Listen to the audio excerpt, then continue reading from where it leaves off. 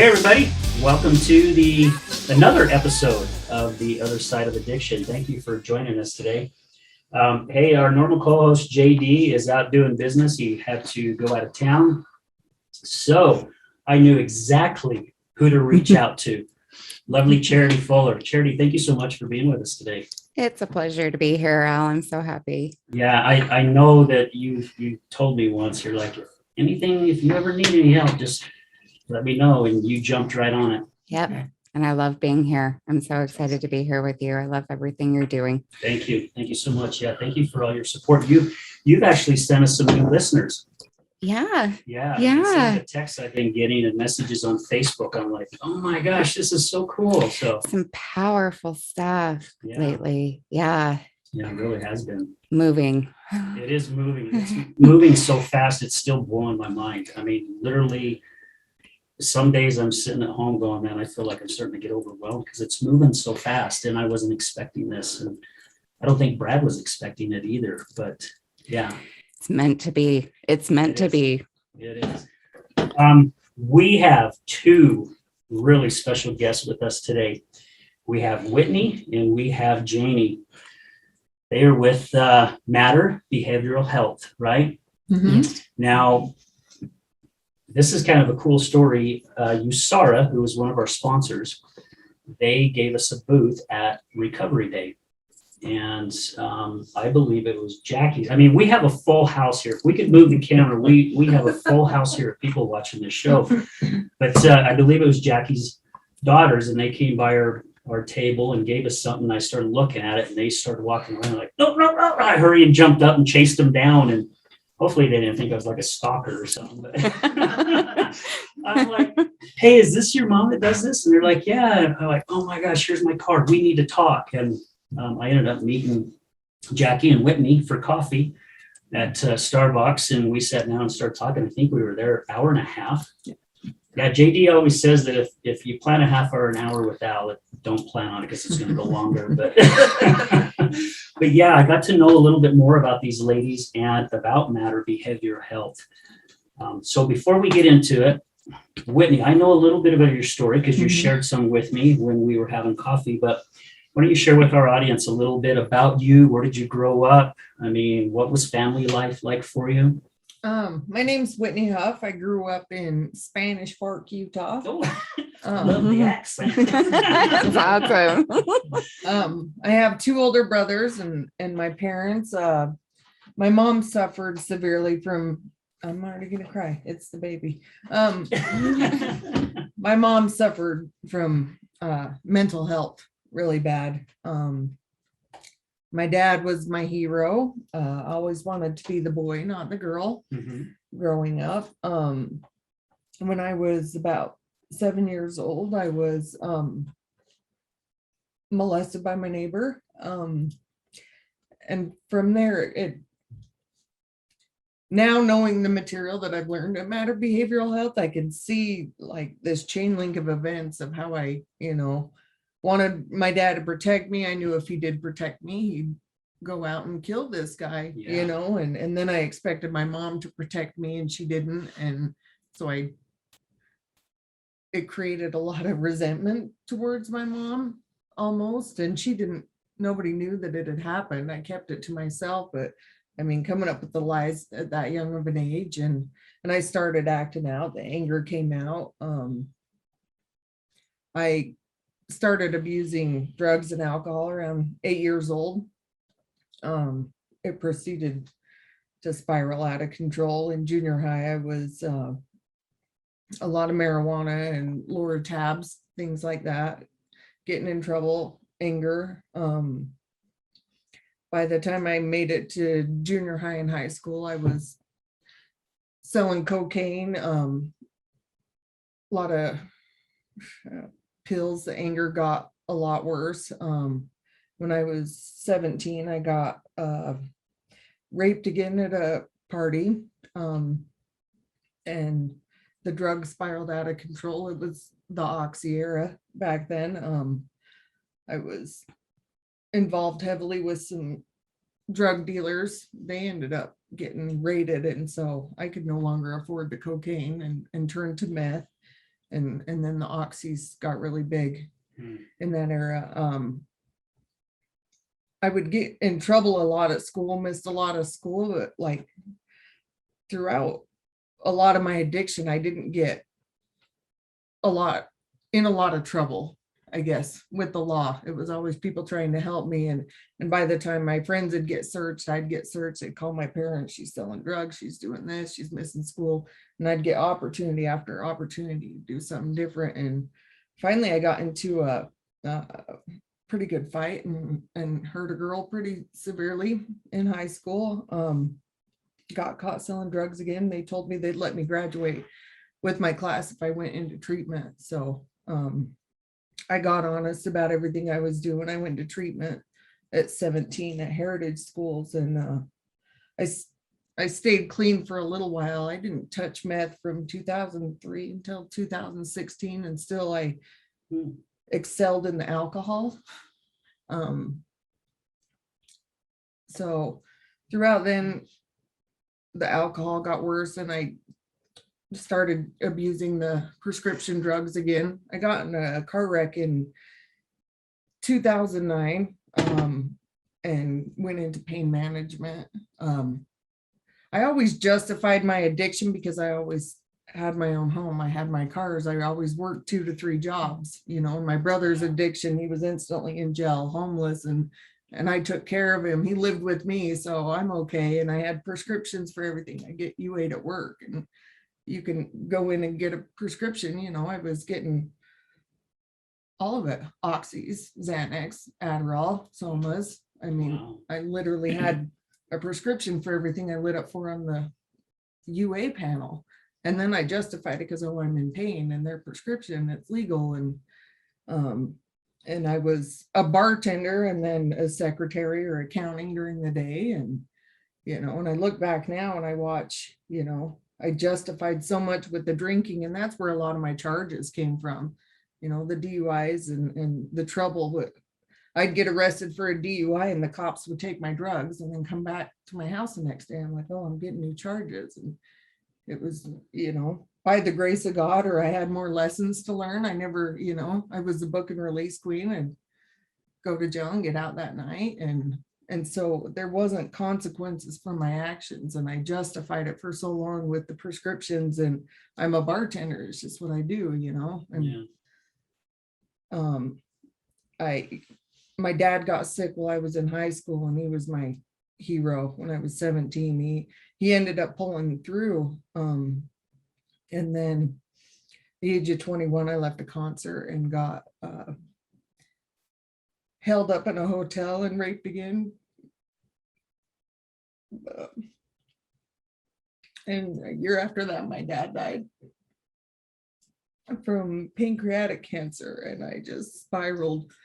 I got so tired of just crying all the time, it turned to anger, and that was my only release. And I really got addicted to the anger of it, you know, and I began hurting other people and, you know, drink all day and use the other stuff to stay up and keep going. And, you know, I became a equal opportunity employer of all substances just to escape myself. I tried to get clean on my own, and to no avail. Went to treatment, did good for a while, and then overdosed. But I always justified it because I was able to hold jobs in a house, and I had a sponsor tell me once, you know, because I justified, I can still drink, you know, I'll stop the heroin and the meth and the coke and the pills.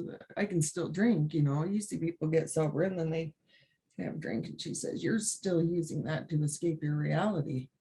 What are you doing to escape your reality? And it clicked, and then I went to treatment and I stayed clean for 9 months, and they had offered me a job at the treatment center, and I went and relapsed that night.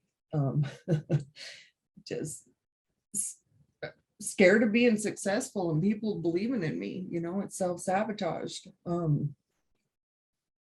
So after that, I relapsed, overdosed, went on a 1.5 year runner, and then by the grace of God, I was working at Outback and ran into Sean Nagel. He runs our St. George office, and he watched me come in there clean and sober and kind of fall off the map, you know, with my addiction and how bad it got. And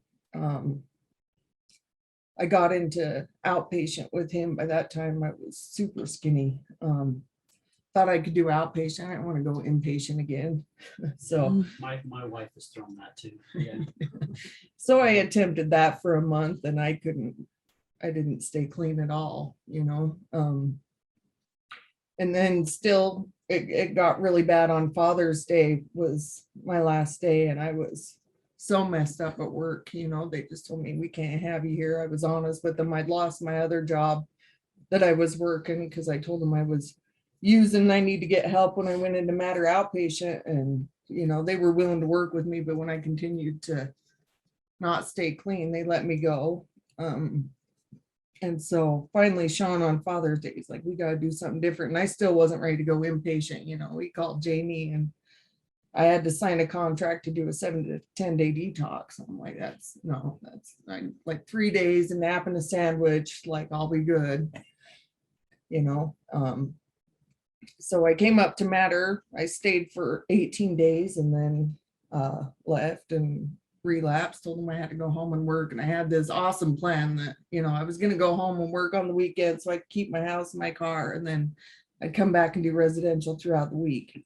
I tried it a couple times and I couldn't make it one weekend, staying sober. And Janie finally told me I couldn't come back. And I left for 5 days, and I literally sat in a hotel and did every drug known to man, just sitting in my car. I'm like, if I'm going to do this, and then I got scared I was going to die, you know. And so came back July 28th of 2018, and I'm a lifer now. I stay there learning this material, and other treatment centers have definitely helped me. It's still learning the way my brain and my body works and my programs, and addressing it on all levels and the techniques that we teach there, and learning really why I respond the way I do, and the models and programs, and then using these books are like that Janie's written, are like an owner's manual for your life, you know, for your body, to get to know the way your brain works, your body works. And then these sitting in these groups and being able to relate what people are saying to you and relate the information. And then she's got a multitude of techniques to actually work through this without reliving it. You know, I sat in treatment and met with a therapist and tell the stories of, you know, being raped, and it caused my PTSD to go through the roof to where I couldn't sleep, and the night terrors were coming up, and it wasn't helping. I did the EMDR. You know, I was more traumatized, and of course it was partial to my response in treatment. You know, I left more traumatized reliving it daily than to actually work through it and to understand the way my brain processes the trauma, and to be able to rewire it and kind of work through that and literally rewire my brain. You know, I went into MATR, I was 80 pounds. Being raped, it was every 10 years of my life. You know, it happened when I was 7, and then 17, and then at 22. And so I went to MATR at 33, and it was like, I felt like it was this time cycle I was stuck in. And so I picked my face till there was no skin left on my face. My eyes are swollen shut, trying to make what I felt like on the inside match the outside, and like a protective layer. You know, I'd leave on those home visits from MATR, and I was so scared going back to that same environment that I would relapse, you know, use the meth to stay awake so the night terrors didn't come up. And, you know, learning this material has saved my life in so many ways, of learning that it's not about the addiction, it's about my response to these events, you know. And I use substances to, there's addictions on so many levels. We get addicted to our thoughts, our emotions, our behaviors, you know, and it happens long before we pick up those substances, you know. It's yeah, the people that we have on this show, it's to hear some of the stuff that that they've gone through. I mean, when I first started going to AA meetings with my wife, and I've shared this on the show, I don't know how many times, but this guy got up and said that he thanked God every day that he was an alcoholic. And I'm like, that guy. I turned to my wife and said, that guy's freaking nuts. But by the time he finished his story, I understood, because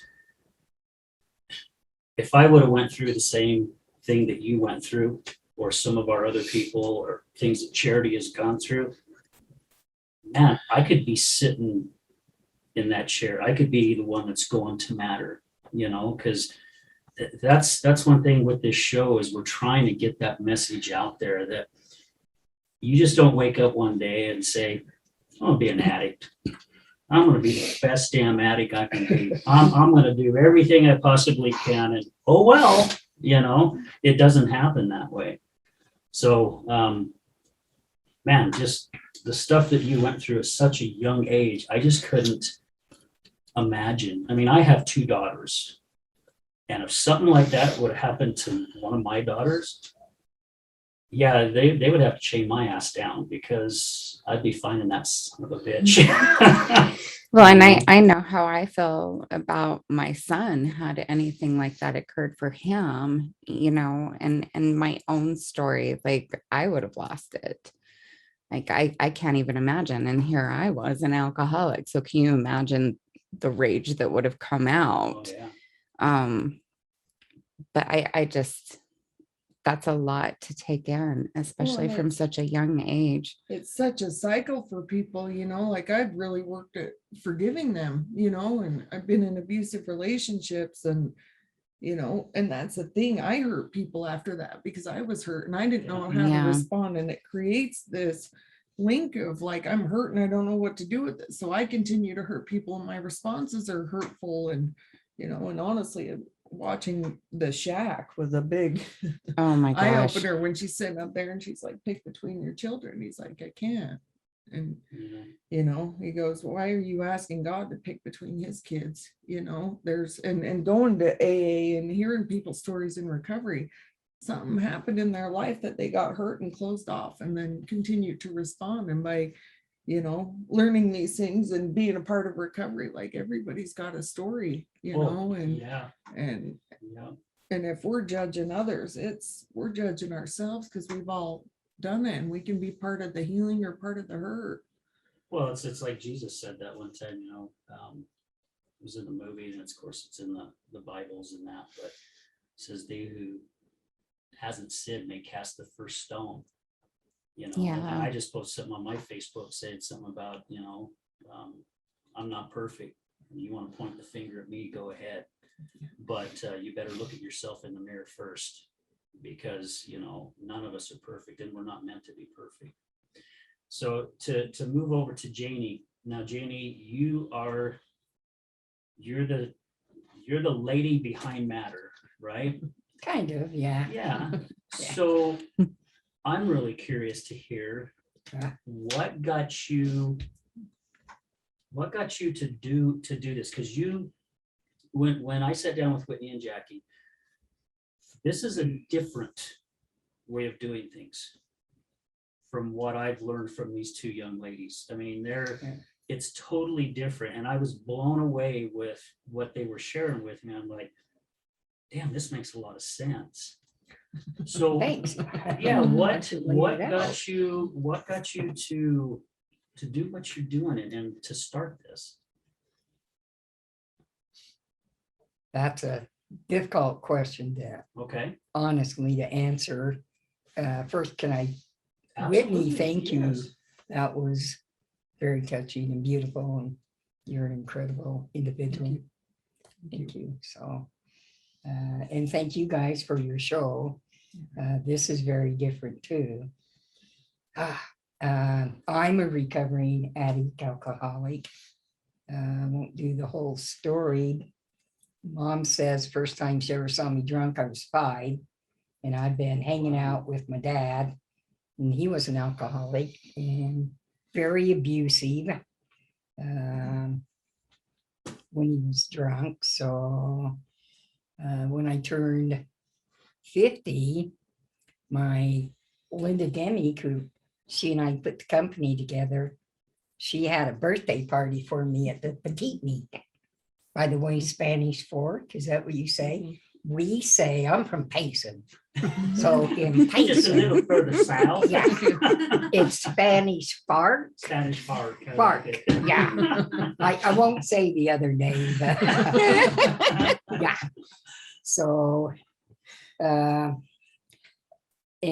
Linda had invited it, so we had it at the petite meat, and she'd invited my family to come up with a good memory of my childhood. And every one of my family, I had 2 sisters and a brother. They all came and said, boy, we even got together and talked. There isn't a good memory of your childhood. And I'm like, yeah, hey, it's all good. It's okay. And my dad came up during that, and he does this, oh, I got it. He said, I come up with one, but I forgot it. And all of my siblings looked at him and said, you have a good memory of her childhood? And he said, no, I don't. He dropped his head and said, I know it's my fault.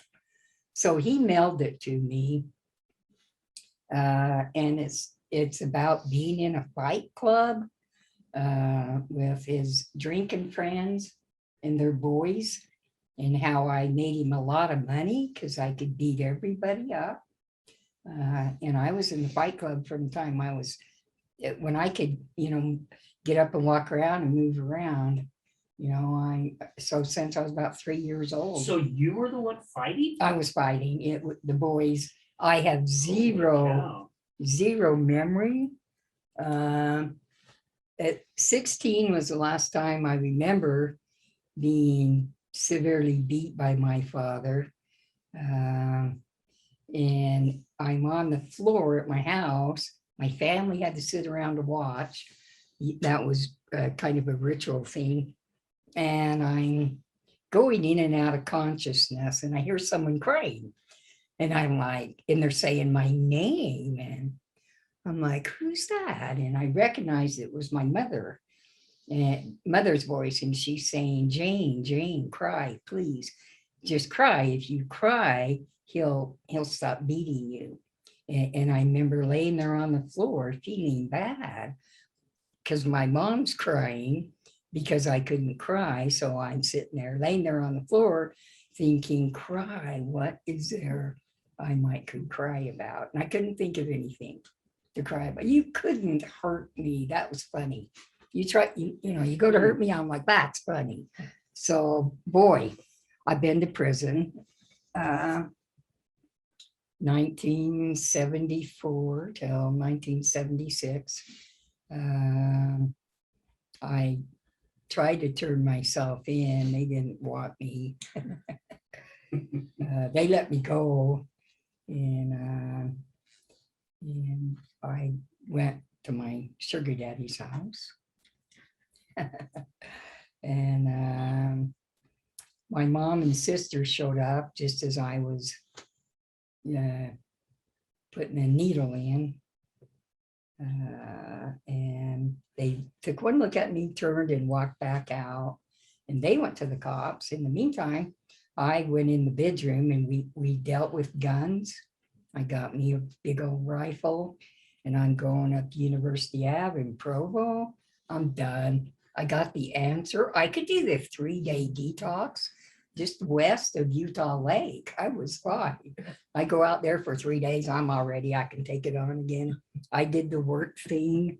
I've always worked 2.5, if not 3 full-time jobs. You just get different shifts, different days off, and none of it mattered. So yeah, I was a hard one to get through too. I ended up doing my time at the maximum security ward 56 during the public offender program. It was an alternative to prison. And it was when Roger S. Kiger, the psychiatrist, brought the therapeutic community model program from the the England institutions for the criminally insane. That's where that program came from. And I did a lot of time in seclusion there. As a criminal, I couldn't look anybody in the eye while I talked to them. So I think it's only been about 5 years, and then I can't look you in the eye for very long. I had to do so many different techniques to get to where I wasn't afraid Yeah. to look people in the eye. And I still hear today at times that I'm a bit intimidating, but I can't help it. I'm also a bit loving too. So anyway, it was while I was on maximum security. It was that same era that the Cuckoo's Nest came out. Yeah. It was that same era. And they actually had a psych tech that took me to see that movie and got fired for taking me to see that movie. It was the Cuckoo's Nest. If I did write a book of my past like this, I would call it Inside the Cuckoo's Nest, because it's exactly how it was. They had the wheel where they literally wake you up randomly. Anyway, yeah, it wasn't hard I spent a lot of time in seclusion. They did deep freeze. And boy, as I went through all that, seeing how people got treated, I went, no, you're kidding me. Oh no. So I rewrote a therapeutic community model in probably 76, because I got released shortly thereafter. And I've been in human services ever since. And I've been an advocate for it. I do believe that if we make a mistake, certainly it's an opportunity to learn from it and grow. I don't believe that you can't learn and grow unless you make a mistake. I don't believe that at all. Amen. I'll second the motion on that one. I agree. So I went in with a different, they actually released me from maximum security, and that same day I had an office in administration. I was a patient advocate. I taught mental health at the BYU, and I just taught what it was really like. I taught mental health. I taught what they do. And then I lobbied with the Utah State Legislature. That was at the same time methadone went to the legislature. I was at the legislature when methadone approval, yeah, I'm kind of antique. When the methadone approval went to Utah State Legislature, I was there, and several of them said, we need to have this because we can track who's doing the drugs and they die faster. And I'm like, don't do this. Wow. Don't do this. So, but they did, it got passed. California had approved it, and then Utah. So with them saying that they die faster, it's basically good for them, because it's like, get them the hell out of here, right? Because they're trouble. Is that how they were thinking? Well, that's not how they'd ever admit. Right. Yeah, they wouldn't admit it. Still, that's exactly why they said this needs to be approved, because one, we can track them easier, and two, they'll die faster. I had been meeting. My mind is just right now. I had been meeting with a Utah State Legislature from Mount Pleasant, which happens to be where our facility is, and she was writing my story. And I met her through this new job from being released. And after that, I met her again and I said, her first name was Marilyn. I can think of her last name in a bit. I told her, no, I don't want to work. I don't want to do this. Not on these terms. So, and then I also, I saw Thomas Kuhn's paradigm theory. I knew people. I told you earlier about being, when I retired after 18 years with the state, and Linda Demick and I put this company together. I retired because Adult 4 wanted me fired because they were accusing me of advocating for the clients to the point of undermining their staff. Who are we here for? We're not here for you to have a job. We're here for these people to get out. So anyway, I went to the hearing in front of the administration, and Adult 4 couldn't explain what I do. So I raised my hand and said, I think I can give you some examples of what they're saying I do that's advocating for the clients to the point of undermining their staff, or if they're okay with me sharing. So I shared 2 or 3 stories. And they said, yeah, absolutely. That's exactly what she does, that advocates for the client to the point of undermining the staff. And what I did is that I talked to them.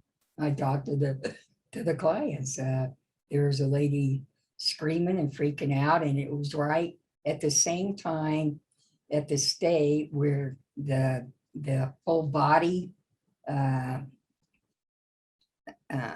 takedown, with 4 or 5 people on a takedown, and the neck, they having the knee and the neck, that came with it. We were taught how to do that.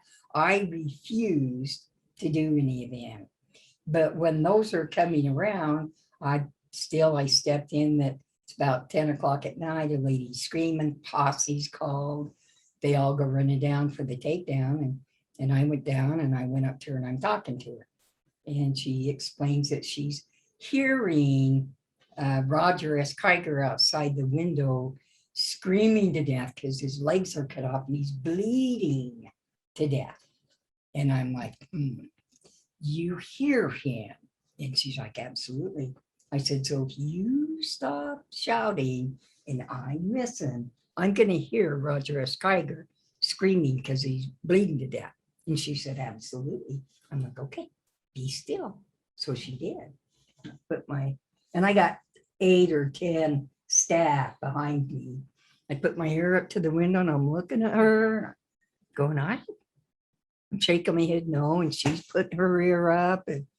And by the time, well, the next thing she said, I said, I don't hear him. She said, I don't either. She said, oh, he's died. He's dead. I'm like, you're kidding me. I'm like, what do I do? So I said, okay, you know what? I'm going to go get a flashlight and you and I are going to go out and look under this bush outside your window and see if Roger S. Kiger's dead outside your window. I went and got a flashlight. And she walked with me. We walked to the door. I put my key in the door and she looked me right in the eye.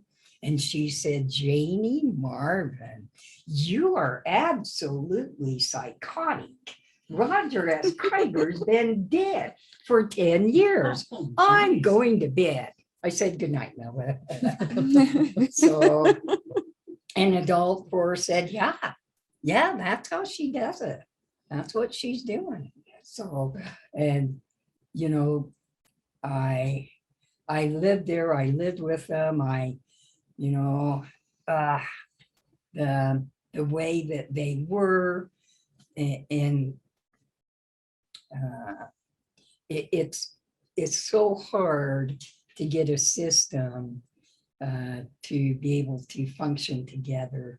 The most important thing a system's got to figure out first is what's our purpose? What's your purpose? And then when that system has come together, for a purpose, what's your intent? Because your intent there is that backbone for the purpose that you're here.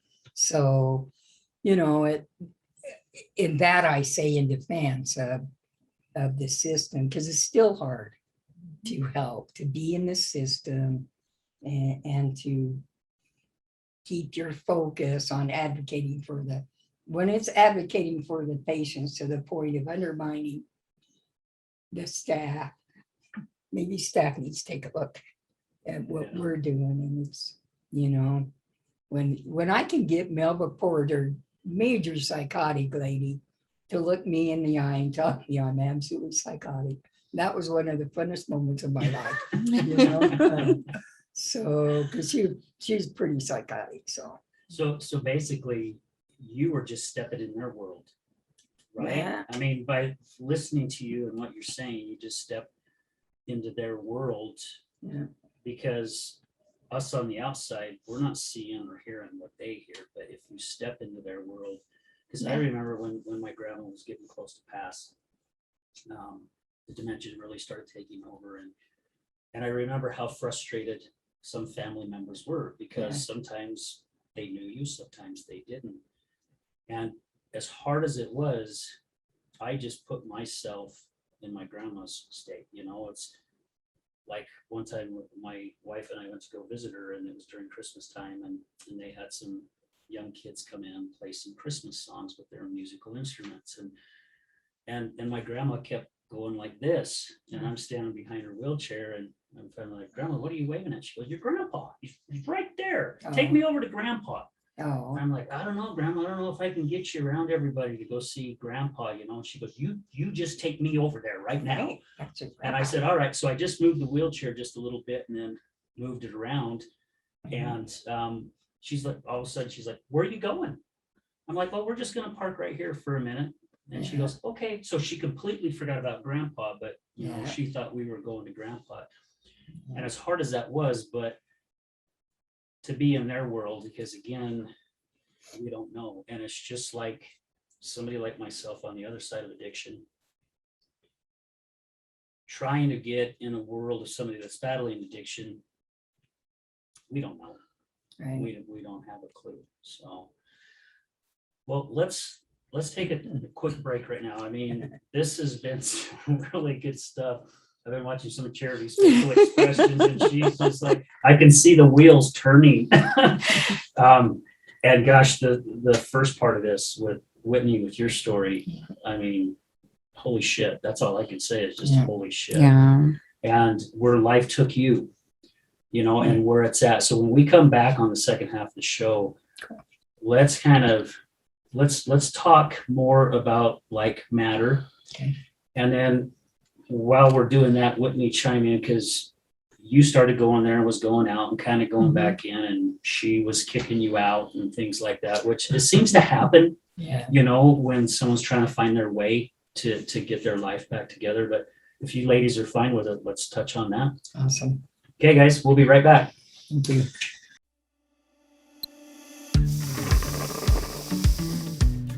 How do you start your morning? Start it with a cup of High Point coffee.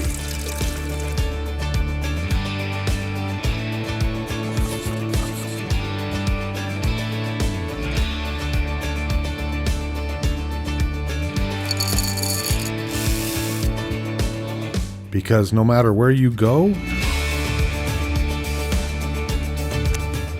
what you do,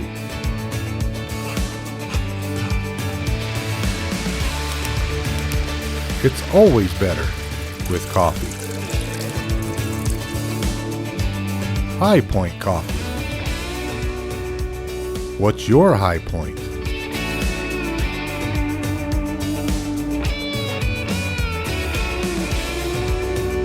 Located on the corner of 7800 South and Redwood Road in West Jordan. And a special thanks goes out to our partners in Oxford, Mississippi.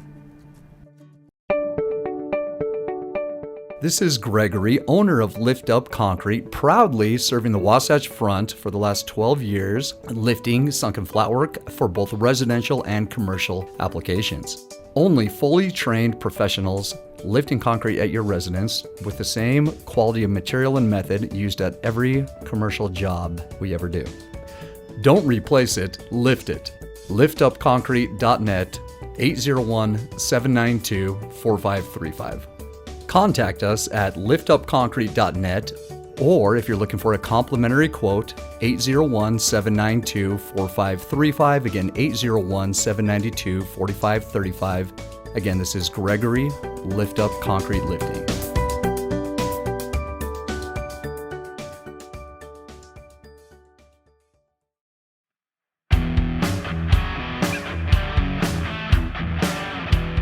Hello, my friends. This is Brad Neufeld, and I want to thank you for tuning in to the Resilience Talk Network.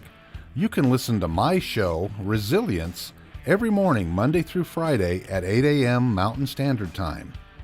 On my show, we will be discussing what it takes for you to overcome the day-to-day challenges that all of us face in life, as well as some of the devastating ones that may lead us to feelings of hopelessness and despair. It's my goal to provide you with the tools and skills that you need to overcome anything that is thrown your way. To find out more about my show, visit our website at www.resiliencetalk.com. That's www.resiliencetalk.com. And as always, until we meet again, go for everything that you want in life and make it happen.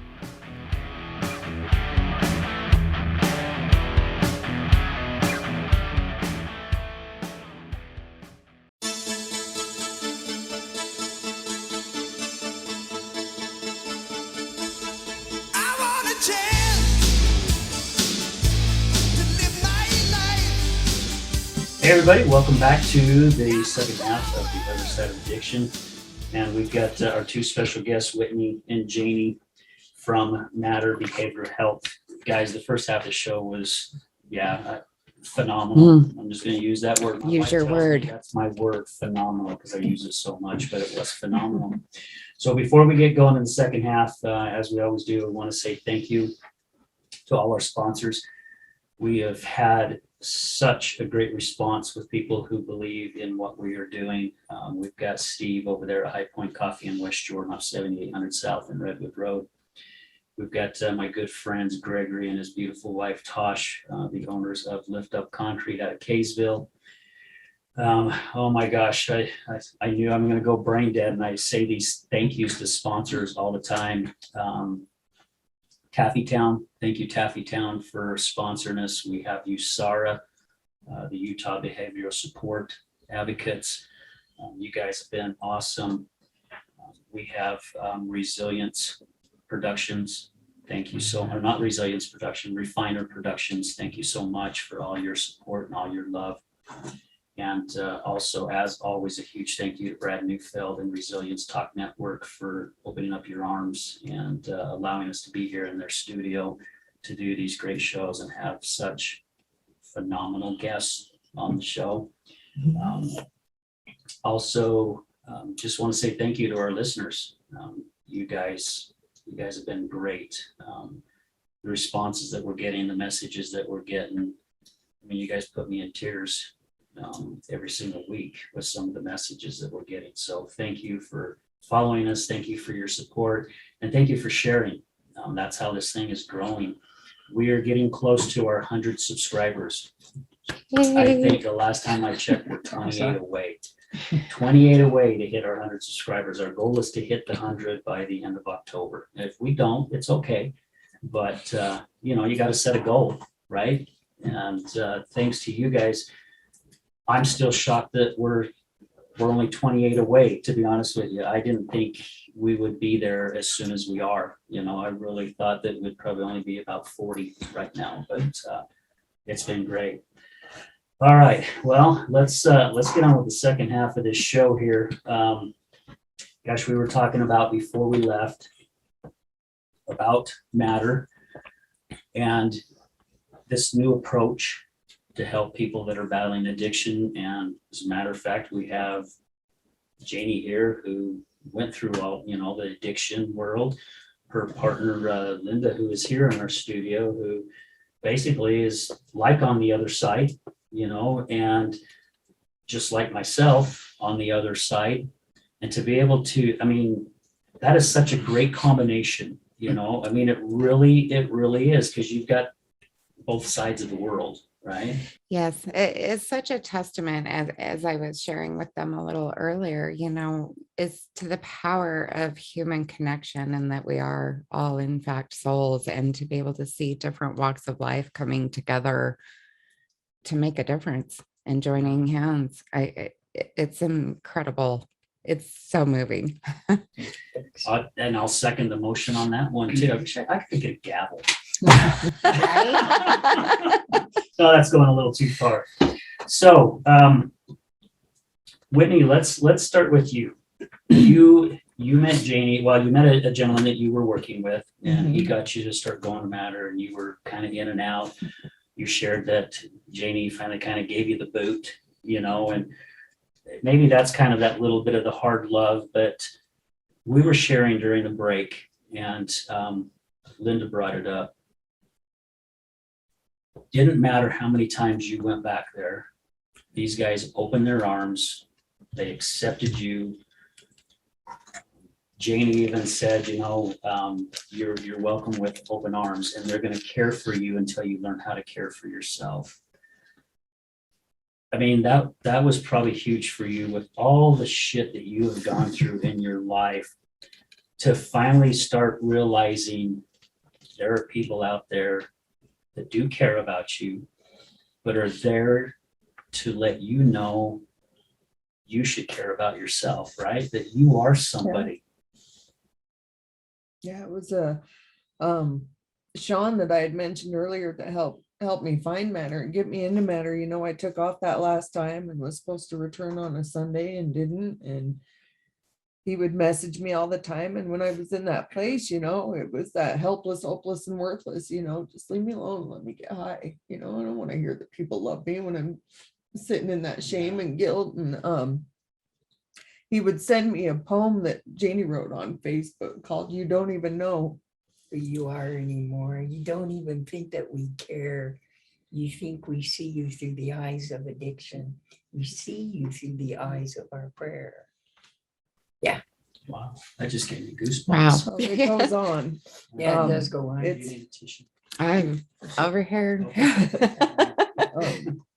Yeah, life's done me a lot to keep me to where, I have a lot to be grateful for, a lot to be humble about, and a lot to have purpose in. Yeah. And I better by dang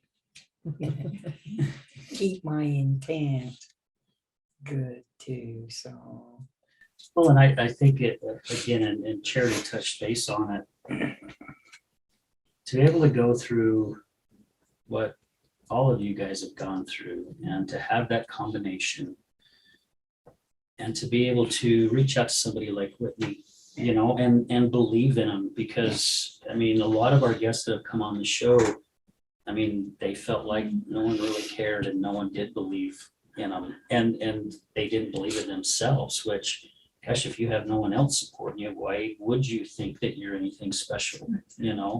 But to be able to share that and to give that love to other people. We talk about paths, right? And you went down the path, Janie, that you went down to be right where you're supposed to be right now, to help somebody like Whitney and hundreds of other people who have been suffering through things. I feel very blessed. I do. Well, and it's as I showed back up there, Jackie is also my sponsor. I've known Jackie, and she's watched me, ride the roller coaster and showing back up there. And like I said, I avoided walking past Janie's office, and she called me in, and I sat and stared at the floor, couldn't look at her, and she just said, "We're going to love you until you can love yourself." And I see that all the time. And that's one attribute of Janie and Linda I truly admire is, we don't see people when you walk into MATR for what they've done or what they look like. We see them for who they truly are. Yeah. You know, and that's MATR's motto. You know, sometimes people get one more chance than they deserve, and I'd rather hear the ugly truth than a beautiful lie any day.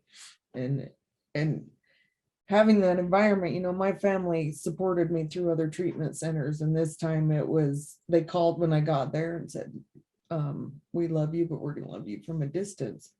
And for me, it was almost it was hard to hear. I was like, oh, I really did a number this time on them, you know, and I didn't understand the way I had affected them, you know, to a certain degree. You know, my brother allowed me to live with him after I left a sober living, and I overdosed 2 blocks from their house, and they were out of town. And, you know, my niece and nephew, every time they'd come home, they'd run downstairs. If I wouldn't have stopped at that bank, I would have, you know, I overdosed at a ATM on Main Street in Spanish Fork, and thank God that they found me. You know, what if the kids would have came home and found me that way? Yeah. And then I was the one that was offended when they wouldn't let me talk to my niece and nephew. And I forget they're the ones cleaning up my messes and answering the questions to the kids of, where's Whitney gone again? Why is she not here? What is she doing? You know, or the fact that they could have walked in and found me dead, and it would have been those kids, you know. And as I talked to you about, you know, when we were at coffee that day meeting, it's being on the other side of it. You know, sometimes we expect people to understand us, and we don't even understand the reason we do the things we do, you know. And all my brother and sister-in-law ever wanted, and my family, was just for me to be happy and successful and sober. And I've based on me, and they don't know how to help me, and I don't know how to help myself at that point. And so I would lie and say I'm doing better than I am, instead of expressing what's really going on. And I was scared to tell them what's going on. They're going to put more pressure on me, or I don't want to worry them. And, you know, and one day I sat down and explained to my brother, you know, like, he's an avid hunter. That's what he lives and breathes for, is the guiding and the hunting. And said, okay, tomorrow you got to wake up. You can't talk to anybody you've ever gone hunting with. You can't go to any of the places you've gone hunting with. You got to get rid of all your guns and ammo and your hunting clothes, and no more watching those shows on TV. And that's the only way he could relate it, Yeah. you know. And I think it gave him an eye opener, and still it was about me and me being honest about what's going on with me. In his head, why are you going to meetings and hanging out with other addicts? You're just setting yourself up. And to me, those are my people, my home, my soul family that I can talk to and relate with, you know. And meeting up with my family after, you know, this last time, it took a couple of years to rekindle that relationship with them, which is understandable. They have their reference points too. Yeah. And they get to do their healing at their own pace. You know, sometimes you get out of treatment, it's like, oh, I'm a whole new person. Like, you know, Kind of like my wife's sponsor told her, because we've had, as my wife's sobriety has gone longer, you know, she's really wanting to push some things, and her sponsor basically told her, you know, you just stay on your side of the street. Things will happen when it's meant to happen, because she said the same thing that you just said, that we have to go through our own healing as well. You know, I posted a thing on my Facebook, I don't know, a week ago or so, that it says, if you don't heal what hurt you, you'll bleed on those, or you'll bleed on the ones that didn't cut you. Yeah. You know, and I remember a lot of times, and I'm sure Whitney and Jean, you can relate to this, but I don't know how many times my wife said, I ain't hurting anybody. So what? I'm not hurting anybody. And it's like, yeah, he's standing right here in front of you. You're hurting me, you know. But she couldn't see that, you know, because you got so caught up in the hurt inside of yourself. But yeah. well, and learning the material that we teach there and what that's really about. You know, we project our hurt onto other people, and, you know, it makes it really hard to be in a room getting high when all these people are telling you they love you, and, you know, you shut them out and push them away, and until you start to believe it and come into MATR and having that environment that no matter what I did, as hard as I tried to get them to, you know, shut me out, they kept showing up for me. And that's a big thing that you know, Janie talks about in her Physics of Addiction, is it's not about tough love approach. You know, it's about loving them for who they are and meeting them where they're at and helping them understand themselves. You know, these addictions, it's not just to substances, it's being addicted to the way we think, our emotional responses and those behaviors. You see it all the time. People get clean, and just because the drug's gone, all their behaviors, their thought process is still the same. Their emotional responses, their behaviors are all still the same. And there's people that, you know, it's a big thing with this material, is it's not for addicts, it's for everyone. It is literally for everyone to learn about the way your brain works and functions, and a roadmap to yourself. Yeah, basically it is. We had a gentleman, matter of fact, their show just came out today, Nick and Ryan from the Tribe of Giants. Gosh, where was I going with my mind just went blank. But, you know, he was talking about connecting those dots backwards. And he's also into the neurons in the brain. And he's like, you can unplug and replug somewhere else. That brain has that capability. Because there's so many of them up in there, they have that capability. Like you said, when you changing the behaviors, changing the way that you're thinking. You know, JD brings up a lot of books that he's read, you know, on different things, on learning how to reprogram your mind. Yes. And for me, that's been one of my biggest, because you're so right. You can remove the substances, but it hasn't removed everything that lies beneath. And, you know, years of conditioning and thought patterns and emotions, like, until you start dealing with those emotions, you're not going anywhere. Like you're just likely to go right back to where you were. So, and it's a lot of work. And I'm still navigating it. Some days it's like a minefield and I'm tiptoeing. I'm like, I don't know what I'm going to step on next. But it's learning how to break old connections in the mind and build new ones. And those new ones don't build as fast as we want them to. You can do a lot fast, but it's a long-term commitment. Well, in those old programs, you know, Janie's first book she wrote's The Human Experience, Conscious and Subconscious. And those old programs we have, they don't go away. We get to create new ones. And the way we change is through consciously choosing to change. We get to be aware. We get to re-perceive, evaluate, judge, and decide. And still, we've got to repeat those new programs over and over again. Yeah. So they become stronger, and they're the ones that come up.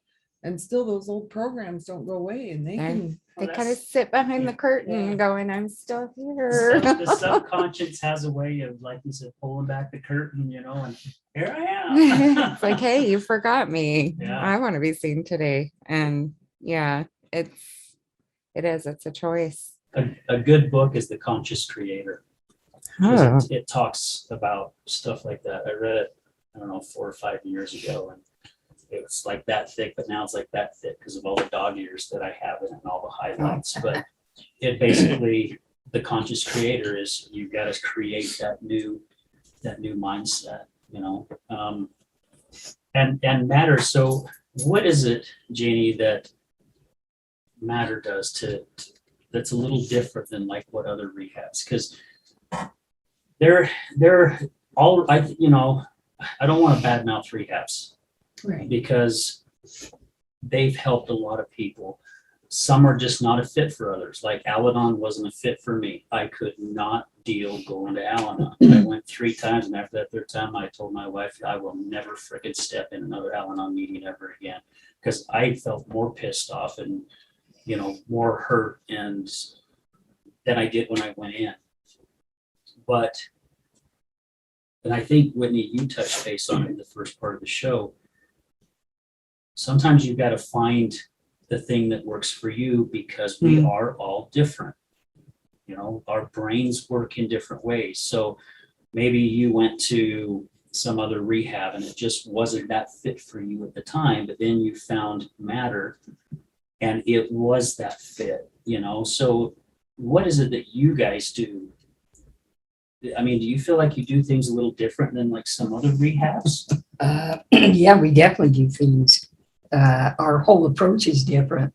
When a client walks in, I truly don't see the person who just walked in. I see the potential.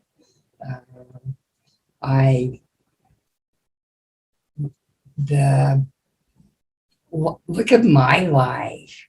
You know, I wouldn't be going anywhere if I held on to what I did.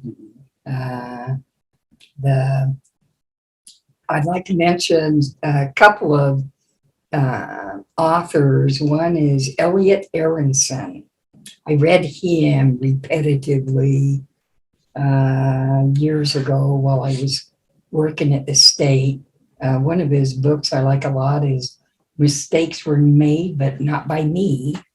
That's one of his books. And in the other one he came out with was Nobody Left to Hate. So between Elliot Aronson and then Thomas Kuhn. Thomas Kuhn is a physicist, along with Albert Einstein and Max Planck, that helped develop the second law of thermodynamics and in other kinds of physics laws and principles. You know, what I went through in my life, and then I literally went from the seclusion room to an office on the top floor, literally, with a poor little secretary's name was Margaret that just trembled if I said anything to her. And I researched. I had to in Elliot Aronson and in his work, and then the physicists. And then in 95, maybe, I did the International Medical Dental Hypnotherapy School. And I got my master's in hypnotherapy. And then I certified as one of 3 people west of the Mississippi that was certified to do hypnoanesthesia. And so I spent 2 years full time learning the functions of the brain, literally the microdatas, number of microdatas per 0.22 of a second, that the subconscious process, the manner in which the subconscious process that data, everything has to be similar in the subconscious for the subconscious to process it. It won't process anything different than the data it's already used to processing. So go ahead and try to change. Yeah, that's it. Yeah, you can put them into a hypnosis or an altered state of conscious state and do anything you want to do with them. You know, Milton Erickson had a thing he called the floating arm, and he would literally just talk to body parts, which is kind of, I think, what I did with Melba Porter. I talked to her hearing, you know, seriously, you can hear this, huh? So if you're still, I can hear too. Okay, let's see. Milton Erickson did what he called the floating arm, where he would literally just reach out, take somebody's arm and talk to it, put it up in the air and tell it to stay there and not to come down until they figured these things out for the person and let them consciously know, and then it could come down. He was so good, and this is a kind of hypnosis, and from his level of education that I learned, hypnoanesthesia, there's a level deeper than sleep, and that's somnambulism. And there are people who are allergic to anesthesia, and so they'll put them in somnambulism, and they can do open heart surgery, they can do brain surgeries on them. Wow. The thing is, though, you have to know how the subconscious is is functioning, because even though we have different programs, each person's subconscious isn't processing data differently. They're called major minor data compression programs. And they'll do different things. The subconscious has different ways of processing the different data, and then that data is put to file somewhere. And it's conscious response to that data that determines what that data is going to mean and what that program becomes. And this is where the difference comes within each and every one of us. It's not so much what happens, continues to happen, or what changes in our lives. It's our conscious perception of what's happening in our changes, the changes in our life. It's like the conscious overrides the subconscious in the fact that conscious can perceive, subconscious doesn't perceive anything. Subconscious does not know the difference between real or imagined. Subconscious is just processing data. 50% of the data the subconscious processes is sensory data. The other 50% of the data the subconscious is constantly processing is symbolic data.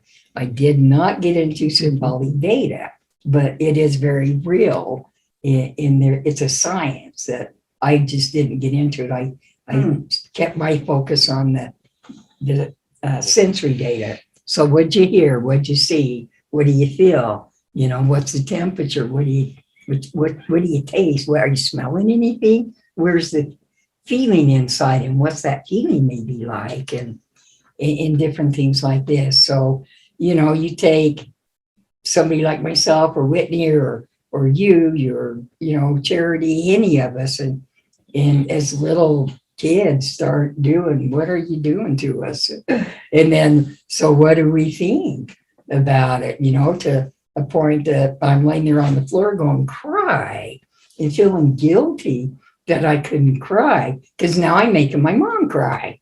So I'm like, oh my gosh. So, you know, anyway, it's the conscious response to these things that ends up creating our personality, our identity. So when those people walk in our doors, I've heard it said that nobody's going to change in treatment until they're ready.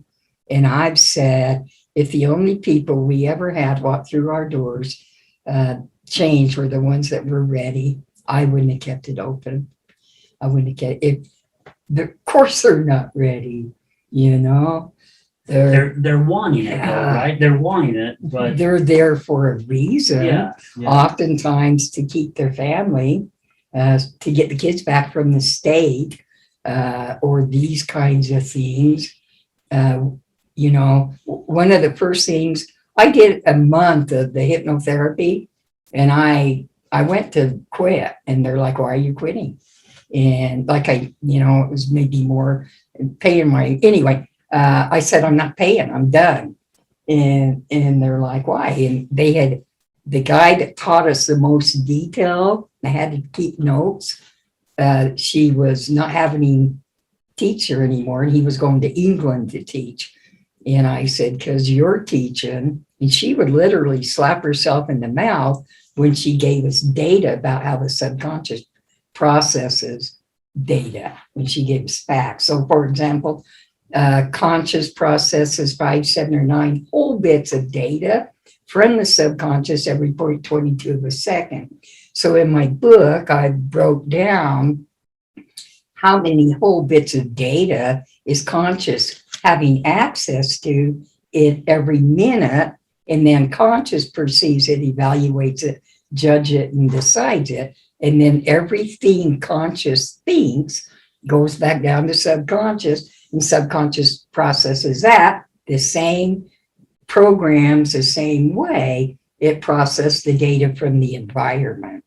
But from the conscious, coming down to it, it takes it as almost a command. And this is one of the reasons that the hypnosis works so well. Subconscious doesn't know real from imagined. People think that their conscious thought is their conscious thought. And I'm sorry, it's not. Nothing just comes in from the environment to be perceived. It's a microsecond process. It's a 0.22 of a second process, but subconscious takes that data, processes that data into little 7, 5, 7, or 9 whole bits of that data based on what conscious has already approved to come up anyway. So if you're helpless, hopeless, worthless, and you're in an environment that's saying, hey, we're going to love you till you love yourself, you're going to go, these people are helpless, hopeless, worthless. What's wrong here? I ain't buying this crap or whatever. Or we're not going to take it. If we even heard it, we didn't get it. We literally begin our first 30 days. We teach them linguistics because we express ourselves through the words that we use in our sentences. I've taken in my book and broke down all those different words literally to sensory function. I dang near the whole, it took me 18 years to put this all together, and I would research all the time, get up at 3 o'clock in the morning and then go in and work and then research and then go into work. And then I'd teach it at work. So we teach them the literal function of this conscious versus subconscious. And hopefully one of the biggest things they get is that the conscious isn't anything until they figure out that they're in charge of it. Don't let it just think on its own, take charge of it and realize what's happening here. And then subconscious, not knowing real from imagine is a big key. So we do timeline work. We teach them how to deal with their past and their present and take charge of their future in different things. Some of those are just guided imageries, and those are audioed. Some of our technique are experiential. They're kind of you actually walk it. We do a holographic walk. But yeah, there's in the beginning, I think the clients are thinking, what? I'm a drug addict, alcoholic. Why are you wanting me to, teaching me data compression programs in the subconscious? And we teach our clients recognize both on body movement and the words that they use to express themselves. We teach them their sensory firing order. The central nervous system fires on either the right side, then crosses over to the left, or it'll fire on the left side and cross over to the right side. And that'll go through all the data from the environment and within the subconscious to pull up the data to send to conscious. So we teach them their sensory firing order.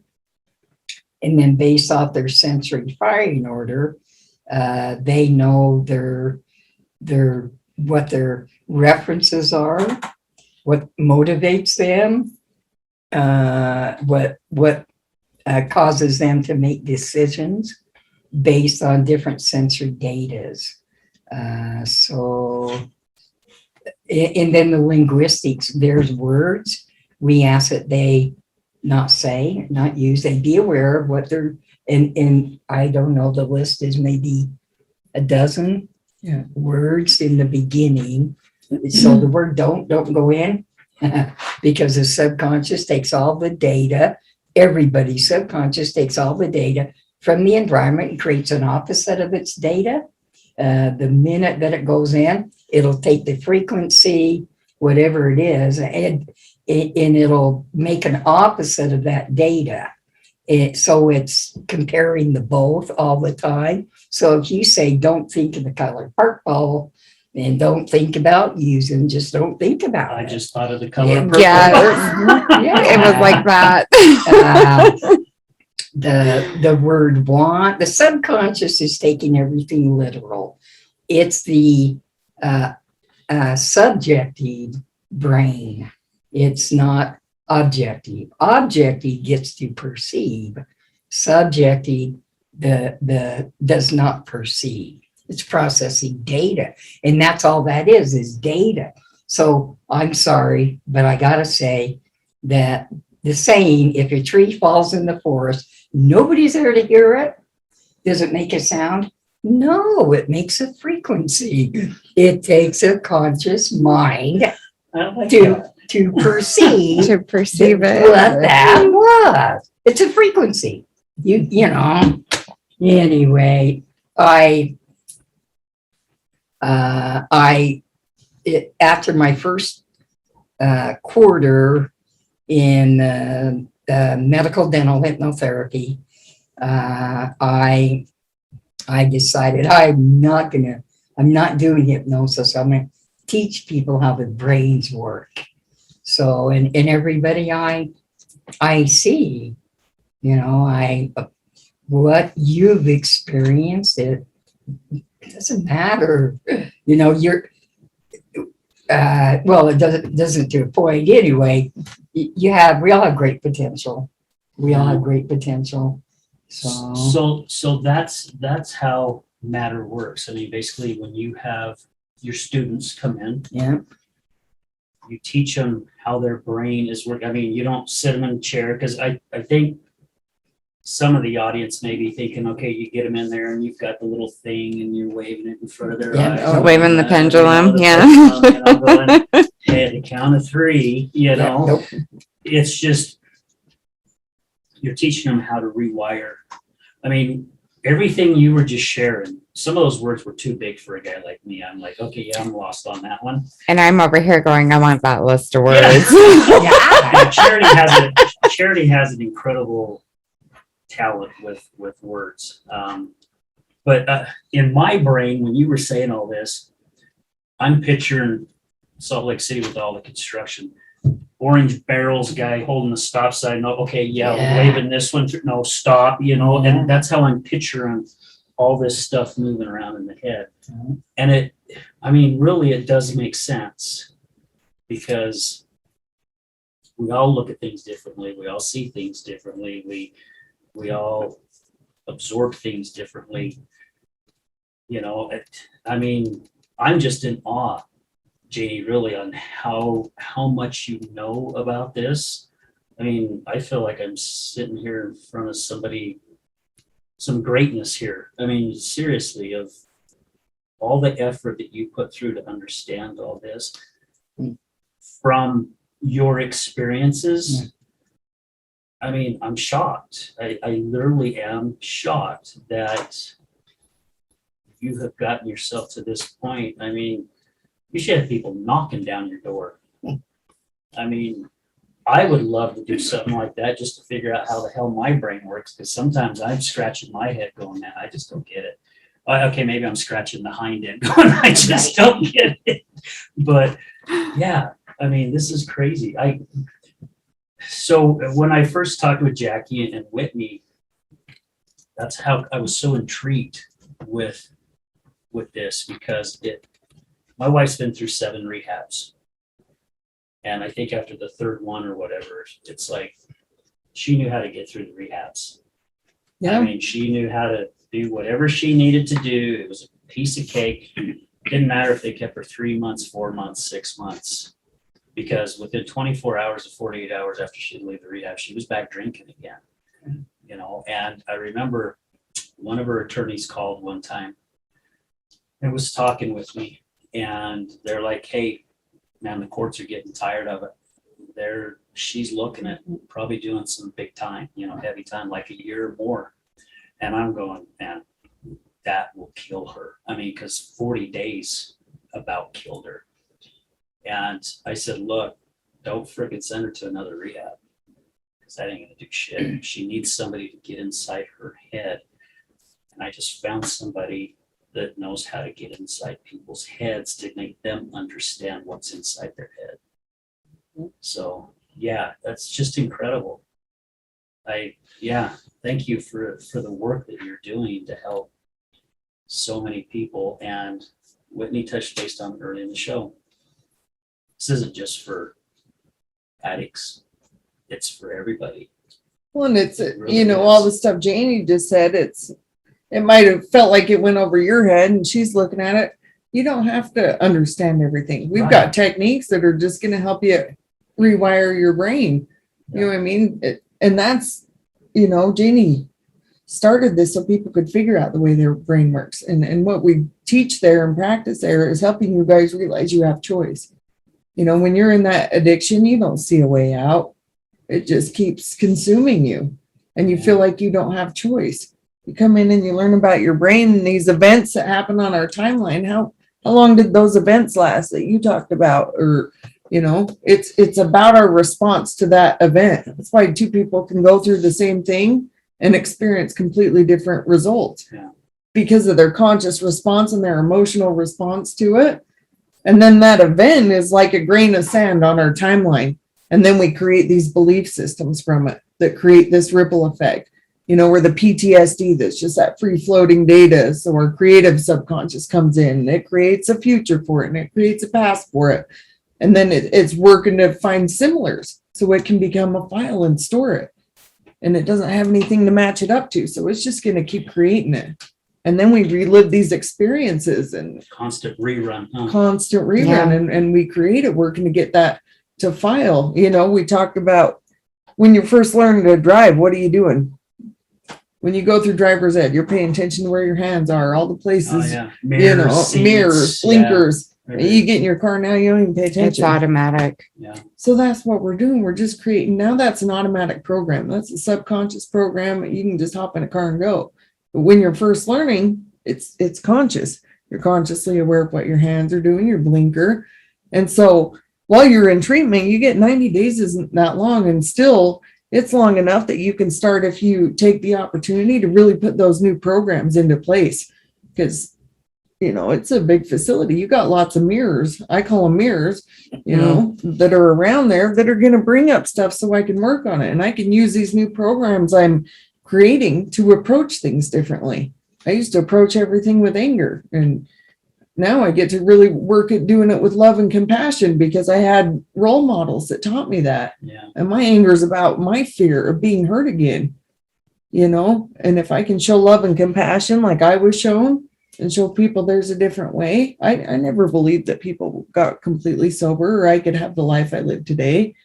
And by working to believe in myself because others believed in me and starting to find that love, because that's, you know, whatever you're consciously focusing on, that's what subconscious is going to pull up, you know. So if you're sitting there thinking I'm helpless, hopeless, I don't have a choice, I can't get sober, no matter what people say, that's what you're going to pull up. Yeah. It's what you're going to believe no matter what. But taking in this information, you can begin to recognize it, and it creates choice. Because as she was talking about, it processes the opposite. That's a beautiful law of our subconscious, the way it processes information. So even if it processed and it came up consciously as helpless, hopeless, and worthless, guess what? The exact opposite's in there It's already too. in there. It's already processed. All the details, all the information, That's where your eyes can It's just in open there. one day and go, and you literally, that lock gives us choice. And now you have access to it. Subconscious is taking in 400 billion bits of information every minute.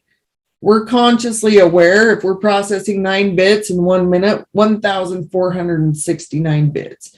And a bits is a whole thought with everything in it, right?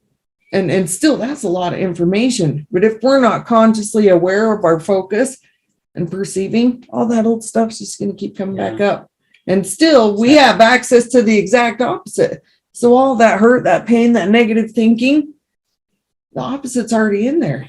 And we have techniques, the weave. We take glue words, you know, and I feel frustrated. Still, I am healing. And it will literally help train your brain so that positive comes up. And when you're first learning this stuff, how hard is it? Oh, I'm not going to do that. my goal today is not to be mean. So how would you be? Instead of being mean, that's what comes up. Not do this, don't do that. We can't even think of a positive, to be kind and loving. Yeah. So using these techniques, it literally helps that positive come up, and it gives us more choice. And the glue words, it's like an auxiliary cord, you got this stuff you don't want to listen to on the radio. There's no good music, and you got all this good music on your phone. You plug in an auxiliary cord or a glue word, still, as, while, furthermore, and it's literally going to pull that up. So now your good music's coming through your radio. These glue words work in the subconscious and literally help work with that. We talk about, a lot of people talk about positive affirmations. I am statements. I am beautiful. And you say it enough times, it helps. Yeah. Now we have techniques that are literally working with the laws of your subconscious that's governing it. You do an absolute truth. It's working. Subconscious processes in odd numbers, 3, 5, 7, 9s. So now you're saying it and slipping in a command. Things that are absolutely true that have no opposite. My name's Whitney. I'm in Salt Lake. I'm a girl. I was born in 1985. There's no opposite to that. So then I say, you go through 5 of those and I am beautiful. And then 4 of the absolute truths. And people have been using it for a long time. You go to a restaurant and you show up. Hi, my name's Whitney. Welcome to Outback. Here's our specials. And they'll slide those embedded commands in. They're working with the laws of your subconscious. So if you take the opportunity and get to use those positive affirmations, and still now you're using it on steroids because you're working with the way your brain processes information. It's speed over accuracy. You can literally look at the page of a book and stare at it without reading it for 3.3 seconds, and you're going to have the whole information. And then walk away, go do something else. Come back, read again. Walk away, do something else. Come back and stare at it again. All that information is in there, and it'll pull up. If there's conscious permission, you don't have to study it. You look, break state, and then Sean did something like that regarding, he called me and he was just so frustrated studying for a test. And I said, well, then don't study. Look at the page as broad as you can, look at it, and then go play with kids. And then come back and turn the page, look as broad as you can, just look, and then go do something with your life. And he did that back and forth. And the next day he went and took the test, and he missed one question on the college test. They thought Listen, I got to talk to you guys some more. they thought he cheated because he did so well. But it was conscious working with the way the subconscious works to allow the data to come up to the conscious when conscious is ready for it. But the conscious has to give subconscious permission. So if you've got a negative program, then you also have a positive because of reverse effect. And it doesn't know which one was which. It's just saying, hey, I got these two, here's black and here's white. So, which do you want? And if you've been used to getting say, give me black all the time, then it's going to give you black. And to get it to even give you white, you got to repetitively break state-wise, let it know I'm ready. I'm ready for white. Truly, give me the white of it. I'm ready for the white of it. Ready to jump to a different hamster wheel. The one question on the test, and it was a final exam, the one question on the test that Sean missed, when he got done, he thought, did I do that right? He went back and read it again and changed it. His own humanness doubt kicked in, and Wow. Yeah, you're you walk into a room and you glance around.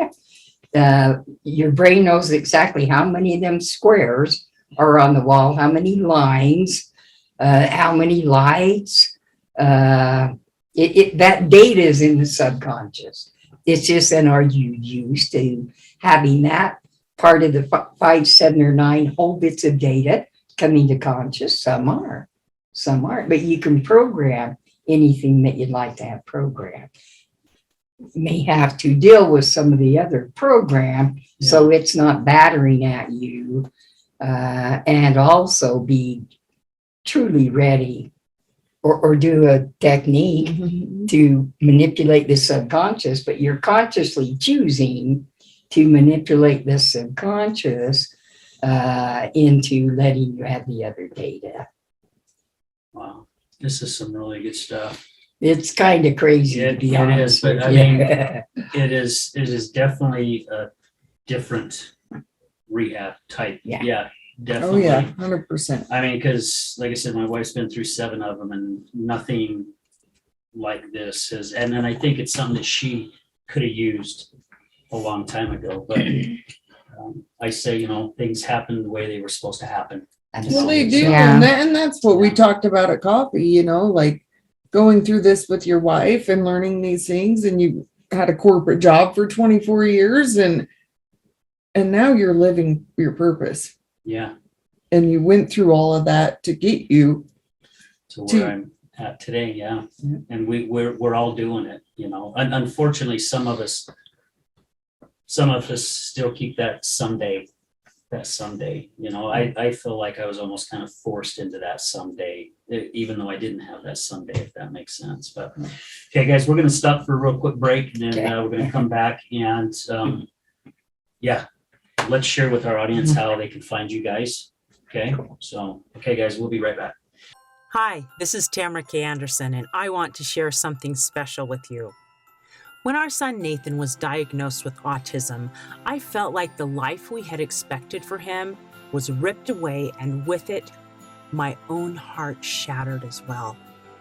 It's very common for families to feel anger, pain, confusion, and anxiety when a child is diagnosed.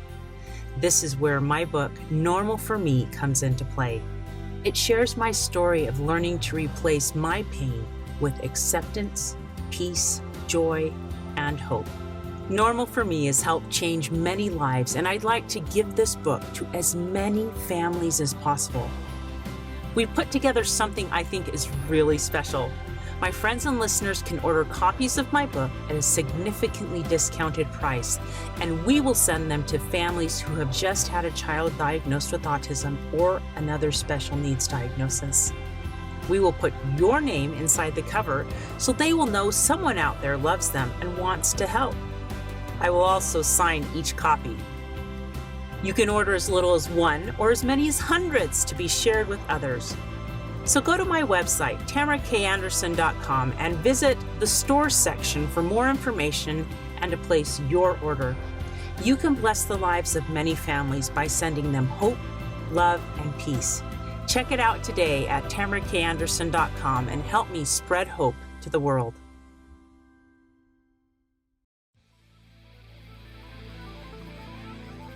Welcome to the Resilience Talk Network. My name is Jay Walter, and I'm the host of Rebuilding, heard every weekday night from 6 to 7 p.m. You can listen in and learn how to face your fears, overcome obstacles, and make dreams a reality. So listen every weekday night from 6 to 7 p.m. right here on the Resilience Talk Network.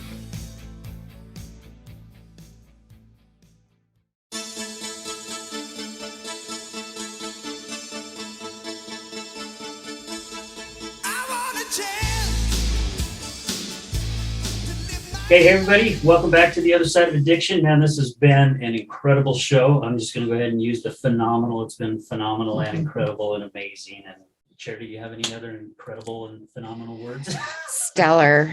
I like that. Bodacious. Yeah. Bodacious. We used to use that in high school. Bodacious.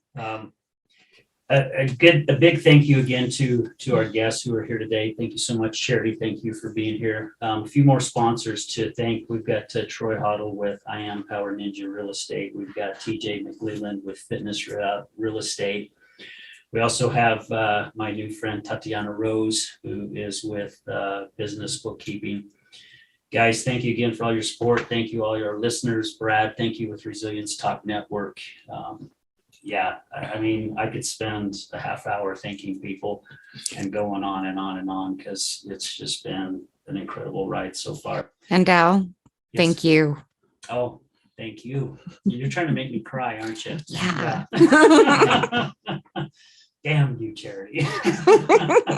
All right, guys, we're going to hurry and finish this up. So you guys are definitely a unique and different rehab or a way of helping people. If some of our listeners want to learn more about you guys, where can they go and find you? And I know you guys have a conference coming up on November 18th and 19th. So let's share a little bit about that before we close here. So how do they find you guys? Go ahead. So we do have a conference coming up on November 18th and 19th in Salt Lake City.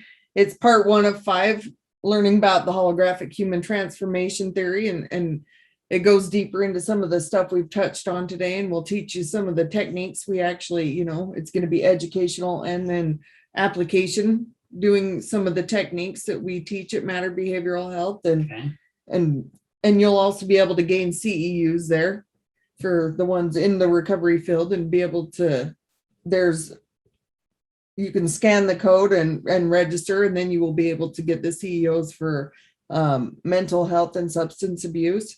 We also have, some podcasts on YouTube under the Janey Marvin and MATR Behavioral Health. We've got the Holographic Human Coach, the Holographic Human Technology, and then MATR Behavioral Health. We've got our residential is located in Mount Pleasant. We've got our Murray outpatient. We've got a Orem outpatient. We've got a Tooele outpatient location, and a St. George location as well. And we're looking at the Richfield area and also St. George for residential, and really getting this information out to help everybody.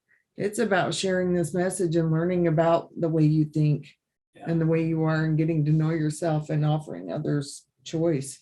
Well, and it's for everybody, like you said earlier. Absolutely. In the show, Whitney. I mean, this is for everybody, and Janie, you've offered, if we can get a group of people to come out, and I think we could get half a dozen or more people in a heartbeat, especially some of the people that we've had on our show that would be willing to come out and check this facility out, and, maybe get taught something. I mean, because we can all use it. I've been working on retraining my brain for the past 12 years after I lost my job, and I'm still working on it, but I have come more conscious of my thoughts, which I never thought I would do that. But Janie's written 5 different books that you can come to any of the facilities and purchase them. They're available on Amazon, and now she's published, and you can purchase them through Barnes and Noble and through Target. She's written, her first book is the Human Experience. It teaches you about conscious and subconscious. The second book is, it's a holographic human. Like I literally use these books as I've read them so many times. It's like almost like a Bible to me, teach me about myself. The third one is Open and Closed Systems, Physics of Addiction, and addictions are just closed systems. It's responses. It doesn't mean you have to be an addict. People get addicted to, like I said, thinking, feeling, and behaviors. And then her 4th book is the Physics of Excess, Entropy, Negentropy. And the 5th book is the Physics of Correspondence, a wholeness principle. So it starts, learn the way your brain works and your body works, and work with it, and, learn what you're addicted to and ways to overcome it, and be open, and then to be successful, and then to be whole. I love it.